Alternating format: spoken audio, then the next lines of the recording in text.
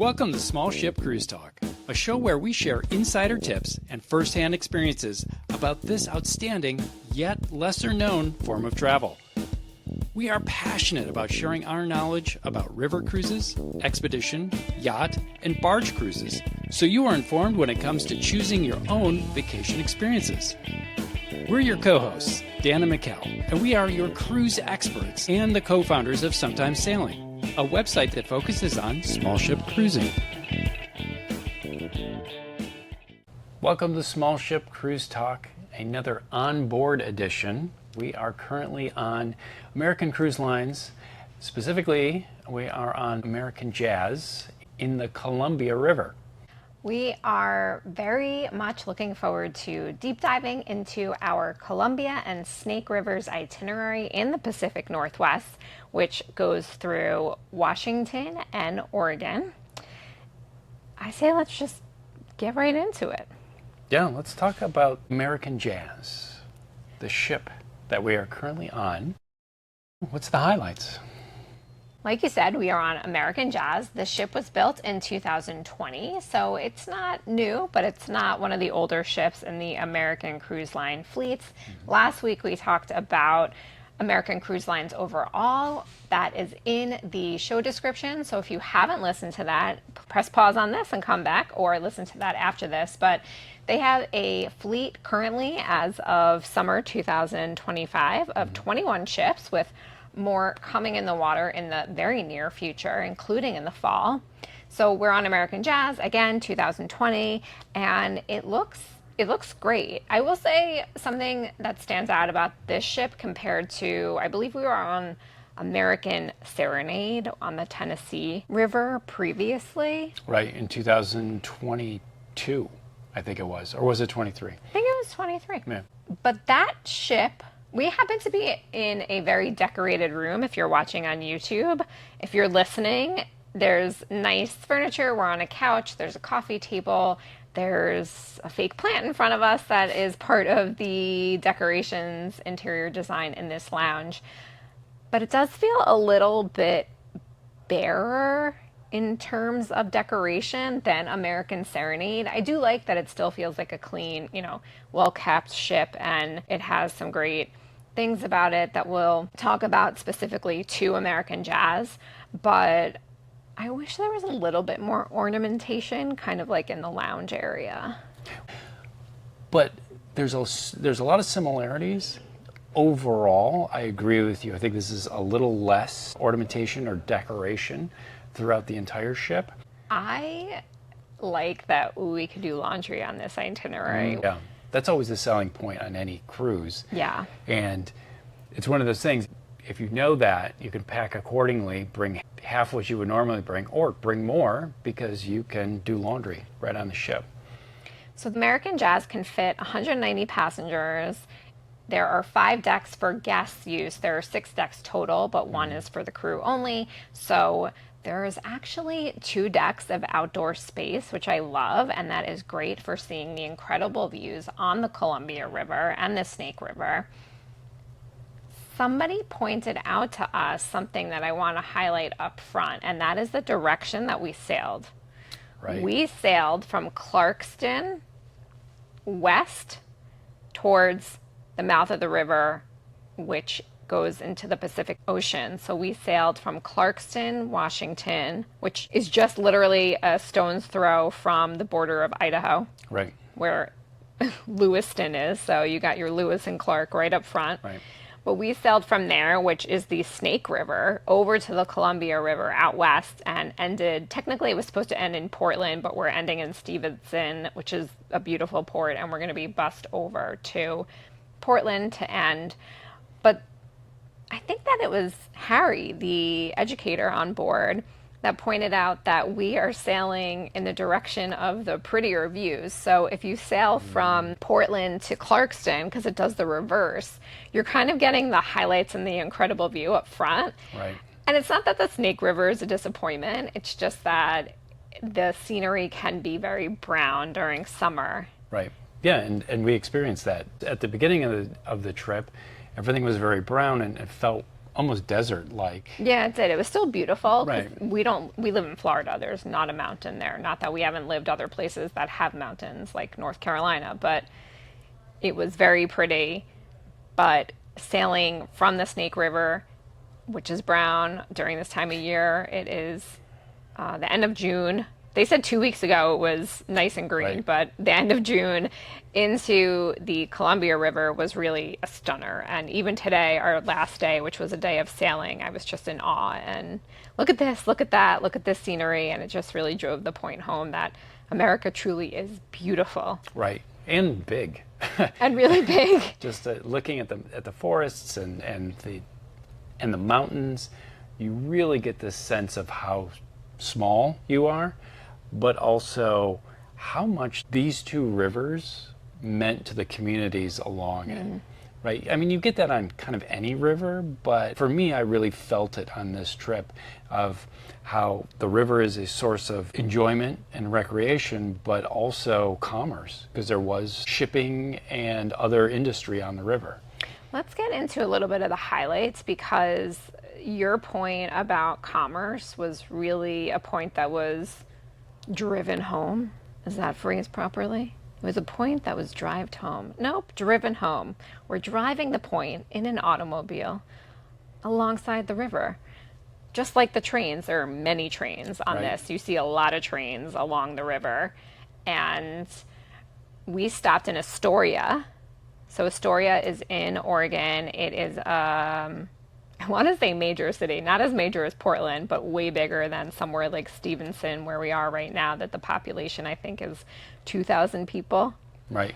Yep. So some itinerary highlights in Astoria. I loved walking around. It's actually one of the areas that's the best to walk around and just kind of like exploring your own.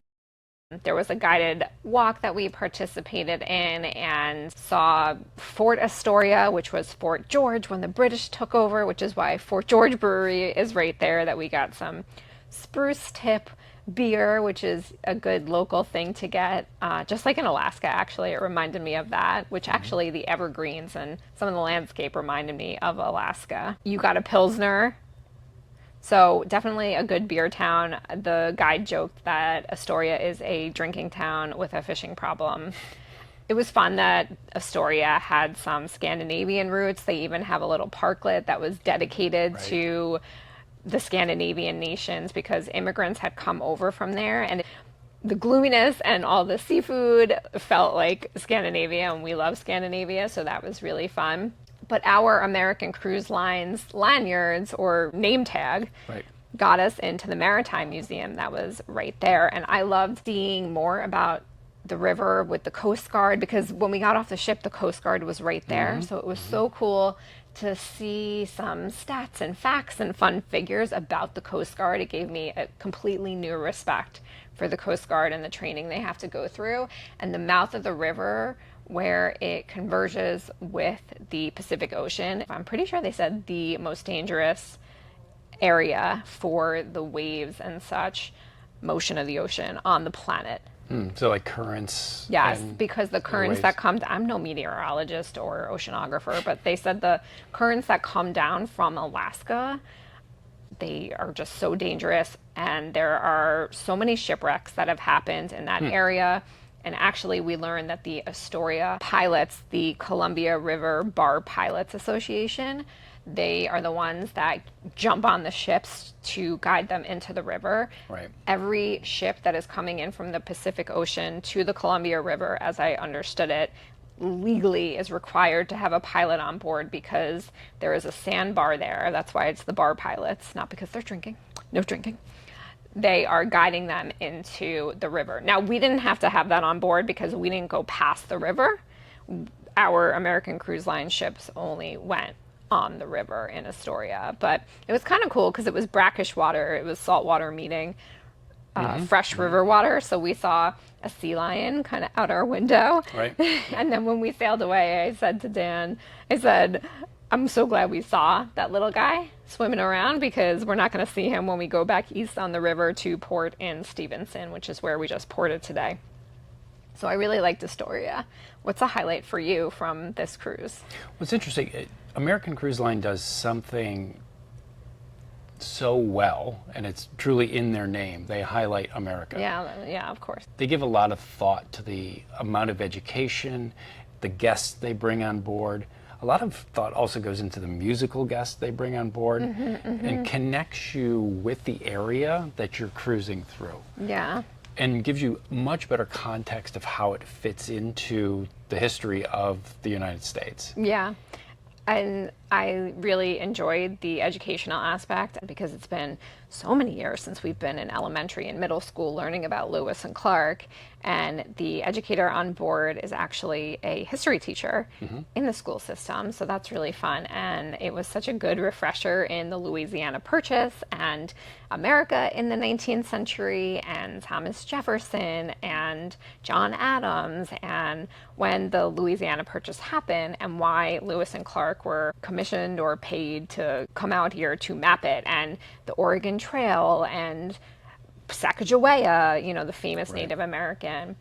And in terms of highlights of what were highlights on this cruise, I really loved and appreciated that they started with a Native American presentation at the hotel before we even boarded the cruise ship because, you know, for better or worse, obviously for worse with everything that, you know, the settlers of the United States and the first U.S.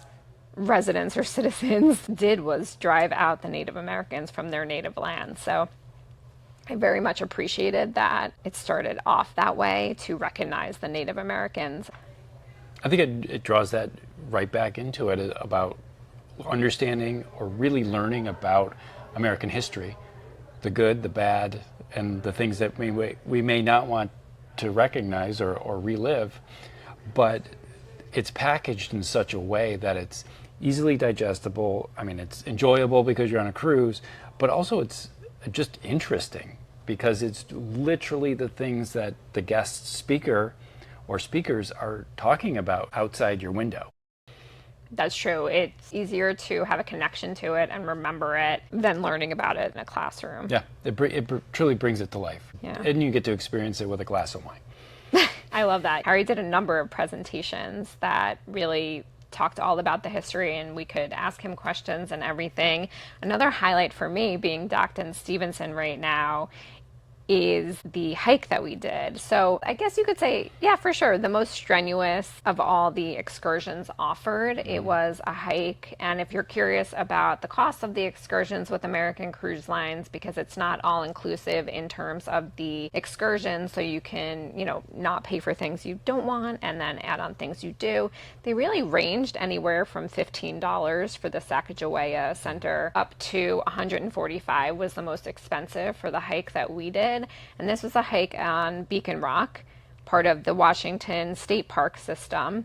And it really wasn't that strenuous. It was a mile up to 850 feet of this beautiful rock with the most gorgeous views, and a hike down. We were 10 people and there were 3 guides. So there was one at the front, the middle, and the end. And I would say that the ranges of the participants' ages were from 27 up to, I would say, 82, 85, and was incredible. And the guides did a great job of making sure that everybody was comfortable, but also giving us facts and conversations along the way that helped kind of bring all of what we were looking at together.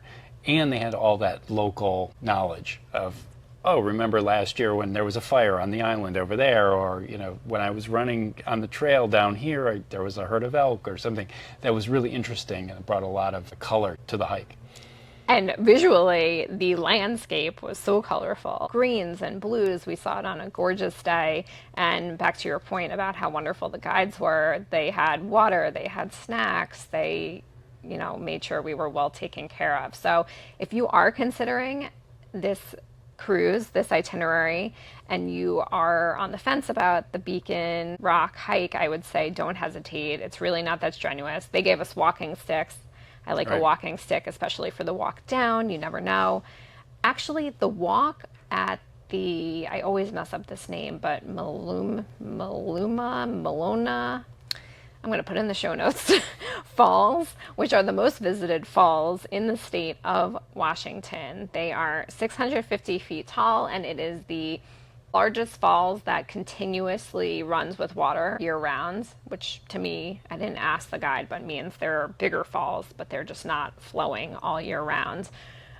We had 2 hours there, so you could hike on your own. To me, the incline of that hike, I didn't see a lot of people from the cruise doing it, but I had time, so I ventured off and did it. Dan wasn't able to join on that tour. He did something else that day. The hike was more strenuous than actually the hike that we did. The incline was worse. Luckily, I stopped to take photos of a lot of flowers, because that's what I do, so that was really cool. What other highlights am I missing? We also did Mount St. Helens. That was really cool, and we lucked out with a really beautiful day. Fascinating to hear about the eruption that happened in May of 1980. They started to see signs of it in March of 1980. Now, I really didn't know much about it, except you hear Mount St. Helens growing up. You might learn about it briefly in school, but we went to a center to learn about it. That was really amazing. If you like geology at all, it was cool to just be reminded of magma and what silica components make a rock basalt versus another stone, and see the volcano. So that was really cool. I think the thing that surprised me about that was actually how depressing it was. That's 57 people lost their lives, but also really amazing that only 57 people lost their lives. Right. Because though they had signs, they were also taken a little bit off guard about the eruption. So Mount St. Helens was another highlight.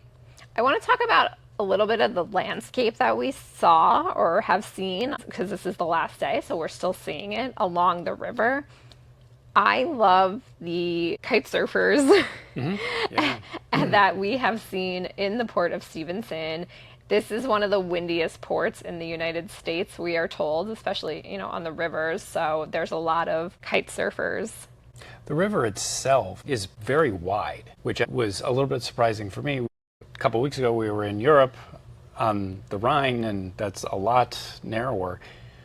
So that was fun to see that. It almost felt like we were cruising through a series of lakes that are all connected. Also the mountains, the size of the mountains. Yes. Like you alluded to earlier, we live in Florida, we don't see mountains very often, so it's refreshing to see that. Also, the temperature, for me, this is perfect time of year to come to this area, to the Pacific Northwest.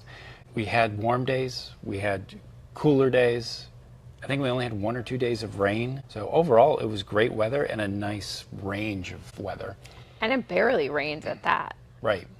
So that was really nice. So in terms of the time of year, this is obviously a popular itinerary during summer. If we were here 2 weeks earlier, they said we would have seen those green rolling mountains or hills along the Snake River. But that could really change every year. It's just like the cherry blossoms. Right. You just never know. Yep. You don't know the exact time that the tulips are going to blossom in the Netherlands. Of course, there's general guidance for that, but it could just be dry and the mountains turn, or the hills turn brown sooner than later. So for us, it was 2 weeks before we were here. So I would say that probably happened the second or third week of June. Right. Yeah. Right. So the time of year, I agree, it is great to be here now, especially because there's a heat wave on the East Coast where we live. So having a little bit of relief from the heat is really nice. What about packing, speaking of weather? I think every cruise that I go on, I say, I didn't pack correctly for this cruise. Yeah, same. I had a sweatshirt that I wore, and I didn't need a jacket. I brought a raincoat.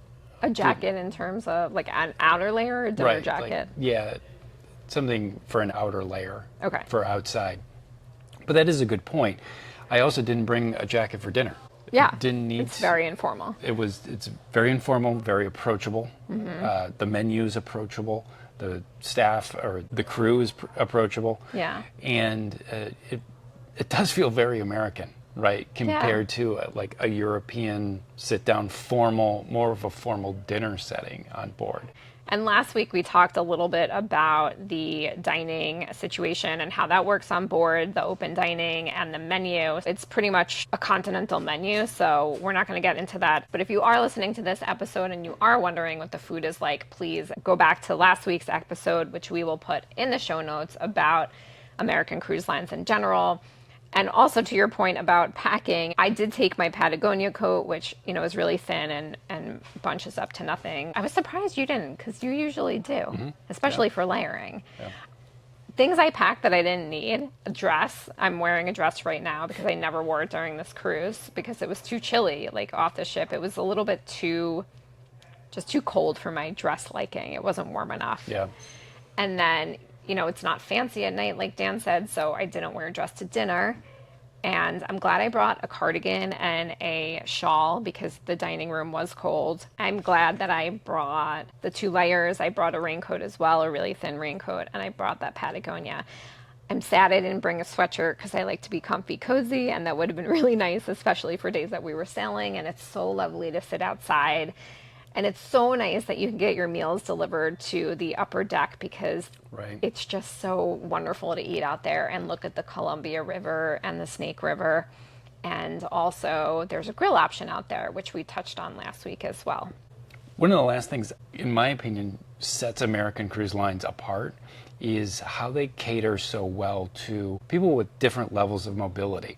This is our second time cruising with American Cruise Lines, and it's something that always stands out for me.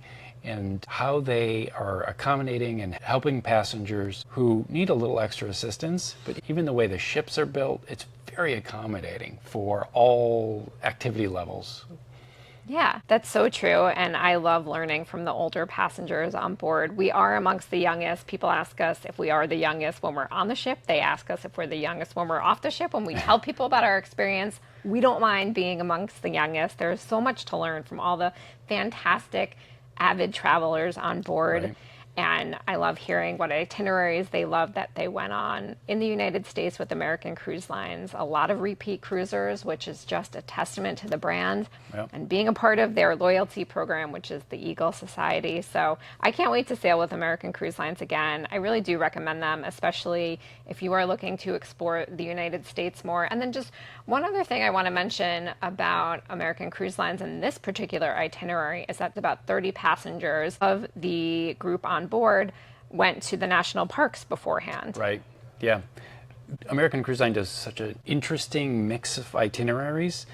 Because they're so focused on America, they realize not every river goes everywhere in the States. Great point. Right, so they have a lot of really interesting add-ons or pre-cruise or after-cruise add-ons to help tell that story. And they do such a great job with the storytelling of the United States. If you have any questions about American Cruise Lines, and particularly this itinerary that we didn't answer, feel free to reach out to us. You can DM us on any social. Please read the show notes. There's a multitude of ways to contact us. We can't wait to hear from you, and we are looking forward to next week. Talk soon.